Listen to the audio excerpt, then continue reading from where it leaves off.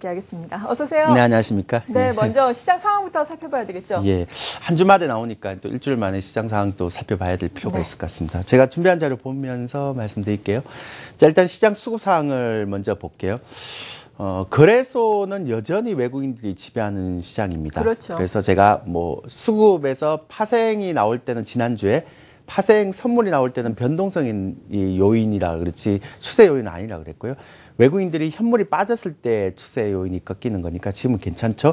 코스닥은 제가 지난번에도 말씀드렸지만 개인들이 산다고 해서 무조건 떨어지는 그런 시장이 아니다라고 네. 말씀드렸는데요. 마찬가지입니다. 단 이제 우리가 이 부분인데요. 저희가 지지난주 또 지난주 이 주간 롤오버 야간 다 합해서 플러스 10,000계약, 15,000계약까지 플러스가 됐었잖아요. 네. 다시 마이너스 들어졌어요. 그러게요. 근데 이게 참 재밌죠? 그 거래소에서 외국인들의 현물은 안 없어지고 선물만 지금 매도로 갔다가 매수로 예. 가잖아요. 그러니까 확실히 변동성 장세죠. 그래서 제가 지난주에 나와서 또 그 지난주에 나와서 그런 얘기 했잖아요. 이게 코스닥인데요.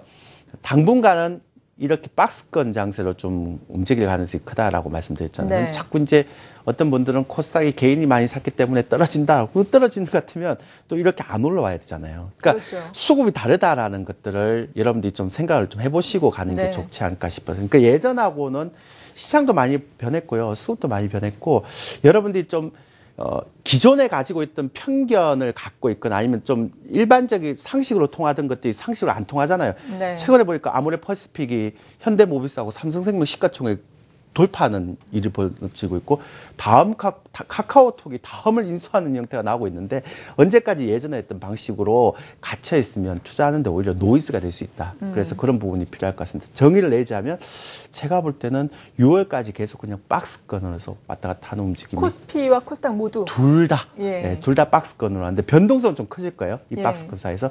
그래서 그렇게 대비하시면 될 것 같습니다. 네, 이러한 변동성 장세에서 우리가 미래를 생각하면은 어떤 부분을 또 눈여겨봐야 할지가 궁금한데 일단 오늘 나온 뉴스들이 있습니다. 이노션, 미래에셋 생명, 토니모리가 기업 공개 IPO 예비 심사를 통과했다라는 소식인데 여기에서 또 아이디어를 얻어서 오늘 자세한 내용 말씀해 주신다고요?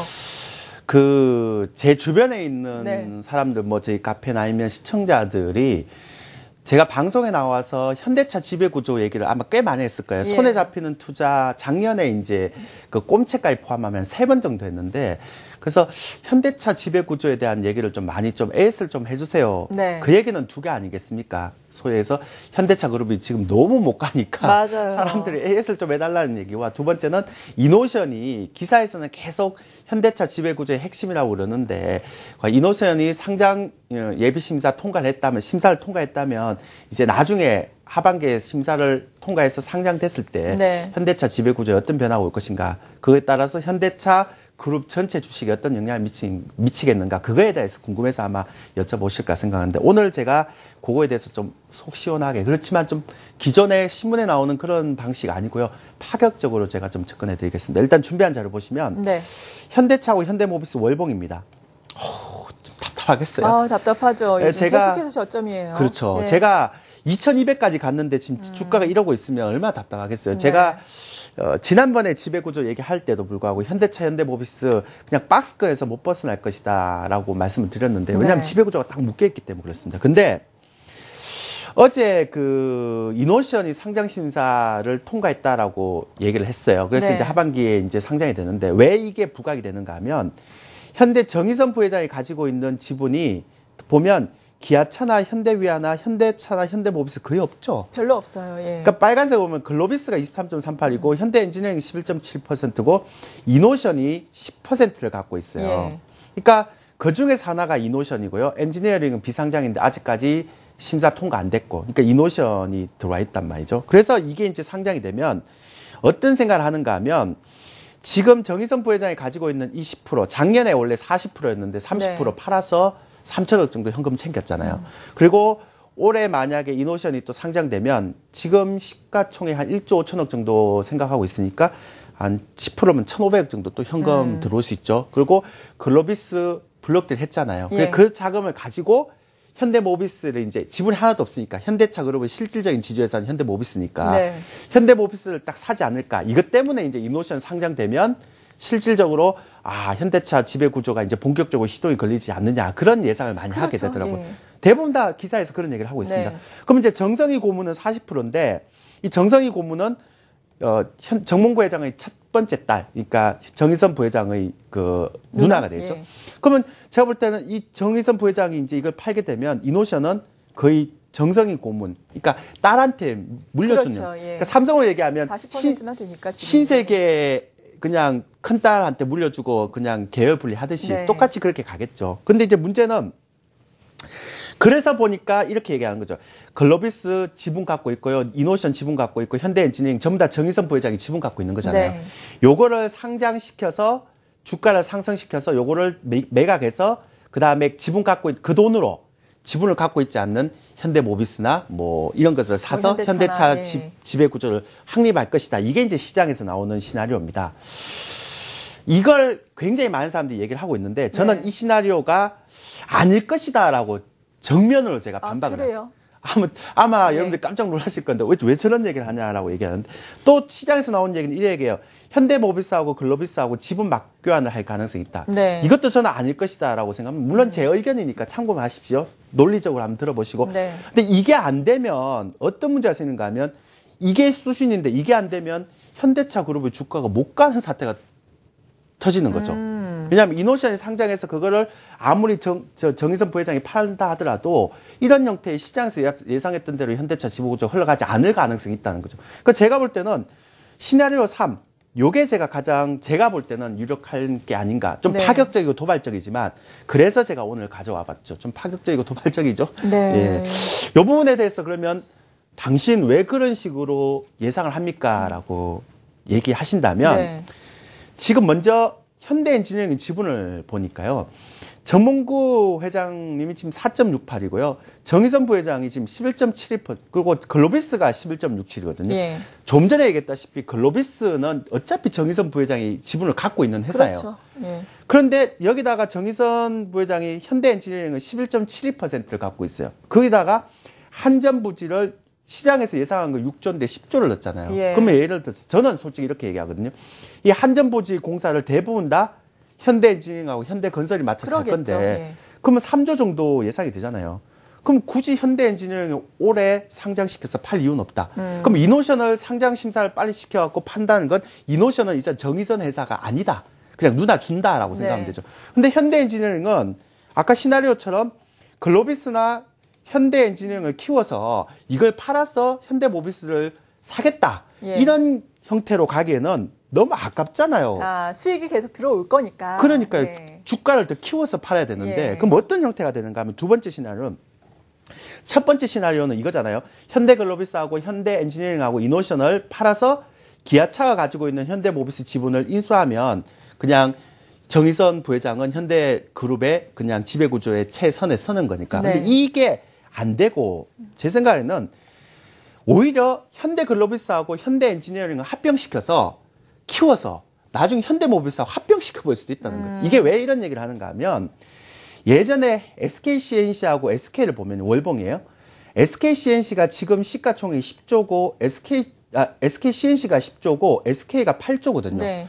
불과 3년 전에는요. SKCNC가 시가총액이 3조밖에 안 됐어요.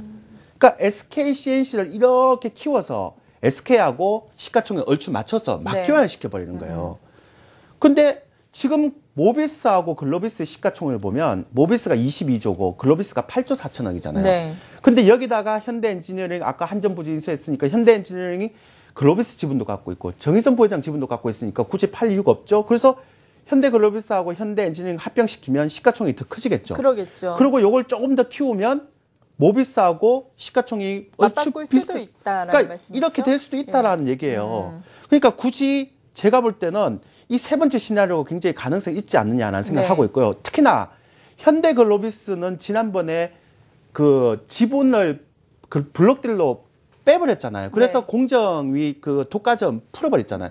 현대엔지니어링은 작년에 장애에서 또 지분을 털면서 네. 독과점 풀어버렸거든요. 그러니까 현대차 그룹에서 현대글로비스나 현대엔지니어링의 그 그룹 내 물량을 밀어줘도 전혀 독과점에 걸리는 형태는 아니거든요. 예. 그러니까 현대글로비스하고 현대엔지니어링 정의선 부회장 계속 밀어서 시가총액 올려갖고 합병시키고 나중에 모비스하고 합병시키면 네. 이 시나리오 가능하다라고 뭐 말씀드릴 수가 있는 거죠. 근데 세 번째 시나리오가 가능하면 어떤 문제가 생기는가 하면 현대모비스하고 현대차를 못 가게 만들어야죠. 바꿔야 되니까. 바꿔야 되니까 예. 똑같이. 그러니까 만약에 이 시나리오가 맞다면 현대차 제가 모비스 계속 못 가는 건가요? 그냥 계속 박스권에서 왔다 갔다 할 가능성이 예. 있다는 거죠. 그래서 제가 볼 때는 앞으로 이노션이 그냥 상장 예비신탁 통과해서 그게 상장이 돼서 정의선 부회장이 그걸 판다 하더라도 글쎄요, 이게 현대차 지배구조에 기사 나오는 것처럼 이게 엄청나게 큰 변화가 일을까? 좀 예외인 경우입니다. 이게 만약에 논란이 네. 있을 것 같은데 제가 볼 때는 이럴 가능성도 있다라는 생각을 해서 말씀을 드린 겁니다. 차라리 이럴 것 같으면 저는 글로비스를 좀 중장기적으로 사는 게 낫지 않을까요? 근데 문제는 하나만 더 마지막으로 예. 글로비스가 지금 블록딜을 했잖아요. 그러니까 지금 잔여 물량이 2년 정도 연장이 됐지만 지금 매각 가격이 23만 원이니까 블록딜이 지금 500만 주잖아요. 그럼 네. 글로비스도 올라올 때마다 블록딜이 매물이 만든 되잖아요. 거죠, 매물을. 예. 그러니까 실제로 보면 현대차 그룹은 계속 박스에서 왔다 갔다 하지 추세로 가기는 좀 힘들지 않겠습니까? 네. 그래서 현대차 기사를 보면 정몽구 회장이 지금 굉장히 현대차 그룹에서 선투자를 많이 해요. 네. 그래놓고 선투자 해놓고 나중에 지분 인수를 딱 해놓고 나중에 정의선 부회장이 딱 들어왔을 때는 그다음 다 아웃풋만 하면 되니까. 그래서 현대차 그룹은 당분간 좀 그냥 박스에서 왔다 갔다 할 가능성이 좀 크다. 좀 중기적으로 장기적으로 좀 넣으려면 제가 볼 때는 시간이 좀 많이 걸릴 것이다. 네. 이렇게 정리하면 될 것 같아요. 사실 현대차 그룹주가 최근에 앞서 보신 것처럼 주가의 흐름이 좋지 않으면서 이 종목 저점에서 매수를 할까라고 고민을 하시는 개인 투자자 여러분들 상당히 네. 많을 거예요. 근데 대표님의 시나리오대로라면은 현대차 그룹주를 저점에서 매수하는 것보다 다른 종목군에 투자하는 게 낫겠다라는 생각을 가져볼 수 뭐 있겠네요. 싸긴 쌉니다. 예. 싸긴 싼데 올라가더라도 현대모비스나 현대차 보면 올라가더라도 뭐 막힐 아무래도 가능성이 예, 위에서 이제 예. 상단에서 막힐 가능성이 있기 때문에 차라리 그보다는 추세 종목을 하고 정말 길게 보시는 분들은 네. 사서 그냥 잊어버리시든지 아주 길게. 아주 왜냐하면 나중에 이제 이렇게 되면 합병이 되면 예. 어차피 이제 지금은 선투자를 막 할 거 아니에요. 그룹에서 돈을 다 끌어서 다 투자를 하거든요. 그리고 네. 나중에 지분구조 인수되면 정의선 부회장 그걸 다 그냥 반사이익 얻는 거니까. 그러니까 지금은 돈을 다 투자하는 형태니까 지배구조를 위해서. 그러니까 이렇게 돈을 계속 투자하는 형태라면 외국인도 싫어하겠죠. 배당 못 받으니까. 그럴 수 있겠네요. 예. 그래서 그렇기 때문에 좀 길게 봐야 된다라고 말씀드릴 수 있을 것 같습니다. 네, 또 좋은 시사점을 얻었습니다. 오늘 또 시장에서 우리가 생각을 해볼 수 있는 이슈에 대해서 도움 말씀 들어봤네요. 코리아 인베스트의 조일기 대표였습니다. 감사합니다. 네, 감사합니다.